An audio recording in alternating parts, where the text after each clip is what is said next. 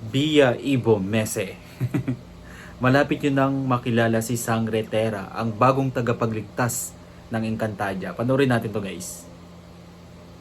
Ang ingay ng aso ngayon. Okay, bilang tayo guys. 3, 2, 1, go. So here we go.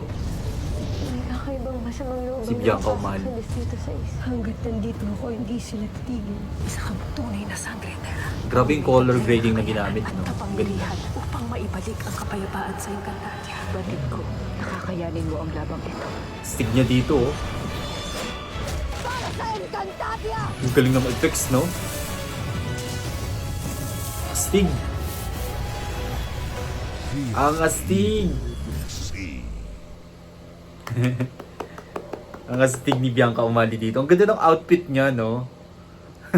Ang ganda ng costume na ginamit dito. Talagang every small details, kung mapapansin nyo, ang galing, no? Talagang napakapulido ng pagkakagawa. And marami talaga nag-aabang sa Encantadia. Actually, trending to eh. Laging pinag-uusapan sa SOCMED eh, di ba? And yeah, malapit na natin mapanood ang Encantadia Chronicles. Alright!